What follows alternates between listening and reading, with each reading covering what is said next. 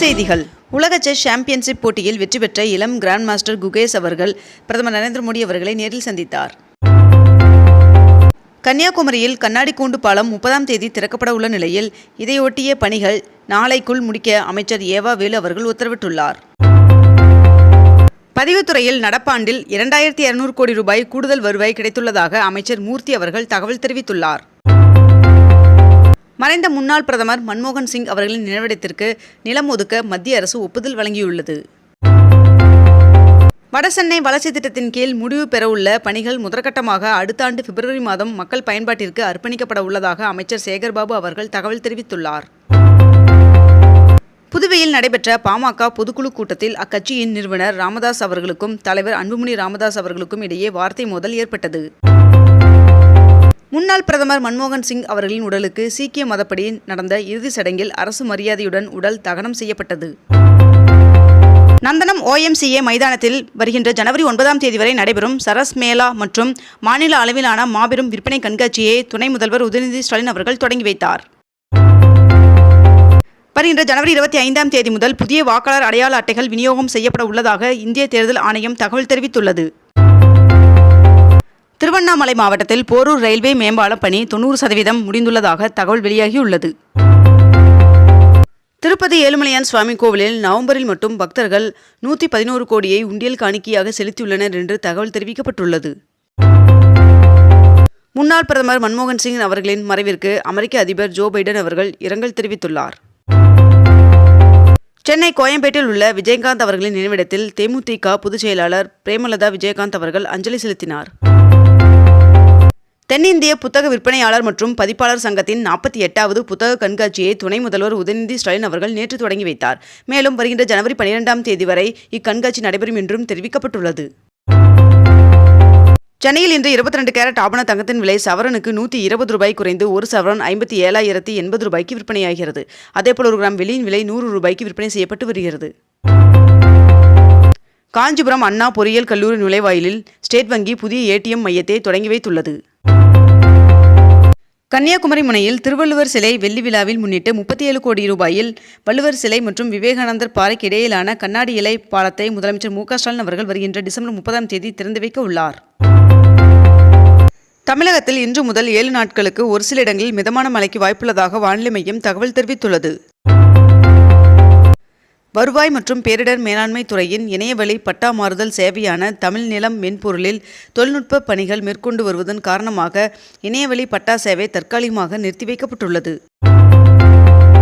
தமிழகம் முழுவதும் வாக்காளர் பட்டியலில் திருத்தம் செய்யப்பட 23 லட்சம் விண்ணப்பங்கள் பரிசீலனை செய்யப்பட்ட நிலையில் ஜனவரி 6ஆம் தேதி இறுதி வாக்காளர் பட்டியல் வெளியிடுவதற்கான ஏற்பாடுகள் நடைபெற்று வருவதாக தெரிவிக்கப்பட்டுள்ளது. பொங்கல் பண்டிகையை முன்னிட்டு உலக புகழ்பெற்ற அலங்காநல்லூர் ஜல்லிக்கட்டு வருகின்ற ஜனவரி 16ஆம் தேதி நடைபெறும் என்று விழா குழு அறிவித்துள்ளதாக தகவல் வெளியாகியுள்ளது. ஜல்லிக்கட்டில் பங்கு பெறும் வீரர்கள் மற்றும் காளைகளை ஆன்லைனில் மட்டுமே முன்பதிவு செய்ய வேண்டும் என்று மதுரை மாவட்ட ஆட்சியர் தெரிவித்துள்ளார்.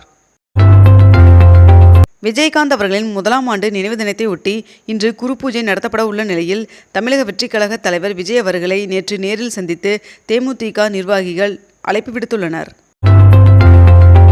சென்னையில் அம்மா உணவகங்கள் 21 கோடி ரூபாயில் புனரமைக்கும் பணியை மேற்கொள்ளப்பட உள்ளதாக தெரிவிக்கப்பட்டுள்ளது. கோவை மாநகராட்சியில் 415 கோடி ரூபாய் மதிப்பில் சாலைகள் அமைக்கும் பணிகள் நடைபெற்று வருவதாக அமைச்சர் செந்தில் பாலாஜி அவர்கள் தகவல் தெரிவித்துள்ளார். அண்ணா பல்கலைக்கழகத்தில் ஆளுநர் RN ரவி அவர்கள் இன்று நண்பகல் 12:30 மணி அளவில் ஆய்வு மேற்கொள்கிறார் என்று தெரிவிக்கப்பட்டுள்ளது. கேப்டன் விஜயகாந்த் அவர்களின் 1ஆம் ஆண்டு குரு பூஜை இன்று நடைபெறவுள்ள நிலையில் 25,000 பேருக்கு இன்று அன்னதானம் வழங்கப்பட உள்ளதாக தெரிவிக்கப்பட்டுள்ளது. தமிழக விவசாயிகளுக்கு 1 டன் கரும்பிற்கு 5,000 ரூபாய் கொள்முதல் விலை கிடைக்க நடவடிக்கை எடுக்க வேண்டும் என்று தமிழக அரசிற்கு ராமதாஸ் அவர்கள் வலியுறுத்தியுள்ளார். ஈஷா கிராமோத்சவ விளையாட்டு திருவிழாவின் சிறப்பு விருந்தினராக கிரிக்கெட் வீரர் ஷேவாக் அவர்கள் பங்கேற்பு. பாம்பன் புதிய ரயில் பாலம் 100% தயார் என்றும் பழைய பாலத்தைப் போலவே புதிய ரயில் பாலமும் 100 ஆண்டை கடந்து நிற்கும் என்றும் தெற்கு ரயில்வே அதிகாரி தகவல் தெரிவித்துள்ளார். கோவை மாநகராட்சியை சேர்ந்த பகுதிகளில் சொந்த வீடுகளில் வசிப்பவர்கள் தங்களுடைய சொத்து வரி, காலியிட வரி, தொழில் வரி உள்ளிட்ட வரிகளை செலுத்தும் வகையில் சிறப்பு முகாம் இன்றும் நாளையும் நடைபெற உள்ளதாக தெரிவிக்கப்பட்டுள்ளது. புழல் ஏரியில் கடந்த 7 மாதங்களுக்கு பிறகு நீர்வரத்து அதிகரிப்பினால் மீண்டும் நீர் இருப்பு 3 டிஎம்சியாக உயர்ந்தது. நாமக்கல்லில் அருள்மிகு ஆஞ்சநேய சுவாமி கோவிலில் வருகின்ற 30ஆம் தேதி ஆஞ்சநேய ஜெயந்தி விழா நடைபெற உள்ளது. முன்னாள் பிரதமர் மன்மோகன் சிங் அவர்களின் உடலுக்கு முதலமைச்சர் மு க ஸ்டாலின் அவர்கள் நேரில் அஞ்சலி செலுத்தினார். கிண்டி அண்ணா பல்கலைக்கழக மாணவி வன்கொடுமை செய்யப்பட்டதை கண்டித்து தமிழக பாஜக தலைவர் அண்ணாமலை அவர்கள் தனது வீட்டின் முன்பு சாட்டையால் அடித்துக்கொண்டு கவன ஈர்ப்பு போராட்டத்தில் ஈடுபட்டார்.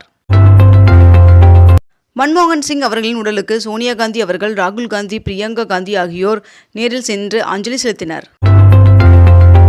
கோத்தகிரி ஊராட்சி ஒன்றியத்தில் 3 ஊராட்சிகளில் 2,18,00,000 ரூபாய் மதிப்பில் வளர்ச்சி திட்டப் பணிகளை அம்மாவட்ட ஆட்சியர் ஆய்வு செய்தார். சென்னை அண்ணா பல்கலையில் உயர்கல்வித்துறை அமைச்சர் செழியன் அவர்களின் தலைமையில் நேற்று ஆலோசனை நடைபெற்றது. மேட்டூர் அணைக்கான நீர்வரத்து வினாடிக்கு 2331 கனஅடியிலிருந்து 2886 கனஅடியாக அதிகரித்துள்ளது. மறைந்த முன்னாள் பிரதமர் மன்மோகன் சிங் அவர்களின் உடலுக்கு பிரதமர் நரேந்திர மோடி அவர்கள், அமித்ஷா உள்ளிட்ட தலைவர்கள் அஞ்சலி செலுத்தினர். முன்னாள் பிரதமர் மன்மோகன் சிங் அவர்களின் மறைவின் காரணமாக 7 நாள் துக்கம் அனுசரிக்கப்படும் என்று மத்திய அரசு அறிவித்துள்ளது. இந்திய எல்லைக்கு அருகில் உள்ள பிரம்மபுத்திரா நதியில் 11 லட்சம் கோடி செலவில் உலகின் மிகப்பெரிய அணை கட்ட சீனா திட்டமிட்டுள்ளதாக தகவல் வெளியாகியுள்ளது. உலக செஸ் சாம்பியன் பட்டம் வென்ற குகேஷ் அவர்களை நடிகர் ரஜினிகாந்த் அவர்களும் நடிகர் சிவகார்த்திகேயன் ஆகியோர் நேரில் அழைத்து வாழ்த்து தெரிவித்துள்ளனர். சென்னையில் ஓட்டுநர் இல்லாமல் மெட்ரோ ரயில் விரைவில் இயக்கப்பட இருக்கும் நிலையில் சோதனை ஓட்டம் தொடங்கியதாக தகவல் தெரிவிக்கப்பட்டுள்ளது. முத்தமிழ் அறிஞர் கலைஞர் அவர்களால் குமரிமுனையில் ஐயன் திருவள்ளுவர் அவர்களின் சிலை நிறுவப்பட்டு 25 ஆண்டுகள் நிறைவு பெற்றுள்ளதைத் தொடர்ந்து வருகின்ற 30ஆம் தேதி முதல் 1ஆம் தேதி வரை 3 நாட்கள் தமிழ்நாடு அரசு சார்பில் வெள்ளி விழா நிகழ்ச்சியை நடத்த ஏற்பாடு செய்யப்பட்டுள்ளதாக தெரிவிக்கப்பட்டுள்ளது. தொடர் விடுமுறையின் காரணமாக ஊட்டியில் சுற்றுலா பயணிகளின் வருகை அதிகரித்துள்ளதாக தெரிவிக்கப்பட்டுள்ளது. திருவைகுண்டம் அரசு மருத்துவமனைக்கு நல்லகண்ணு அவர்களின் பெயர் சூட்ட முதலமைச்சர் மு க ஸ்டாலின் அவர்கள் உத்தரவு பிறப்பித்துள்ளார். சென்னை ஜிஎஸ்டி சாலையில் பஸ் சிக்னல் முன்னுரிமை திட்டம் செயல்படுத்தப்பட உள்ளது என்று மாநகர போக்குவரத்து கழகம் தகவல் தெரிவித்துள்ளது. பொங்கல் பண்டிகைக்கான இலவச வேஷ்டி சேலைகளை வருகின்ற ஜனவரி 10ஆம் தேதிக்குள் ரேஷன் கடைகளுக்கு அனுப்ப அறிவுறுத்தப்பட்டுள்ளது. திருச்சி மதுரையில் டைட்டில் பார்க் அமைக்க சுற்றுச்சூழல் அனுமதி கோரி விண்ணப்பம் அளிக்கப்பட்டுள்ளது. மதுரை கள்ளழகர் கோவில் மருதமலை முருகன் சுவாமி கோவிலில் அன்னதானம் வழங்கும் விரிவுபடுத்தப்பட்ட திட்டத்தை முதலமைச்சர் மு க ஸ்டாலின் அவர்கள் தொடங்கி வைத்துள்ளார். இத்துடன் இன்றைய தலைப்புச் செய்திகள் நிறைவடைகின்றன. மேலும் இதுபோன்ற அண்மை தகவல்களை உடனுக்குடன் தெரிந்து கொள்ள அக்னிபூ சேனலை சப்ஸ்கிரைப் செய்து கொண்டு தொடர்ந்து இணைந்திருங்கள். நன்றி, வணக்கம்.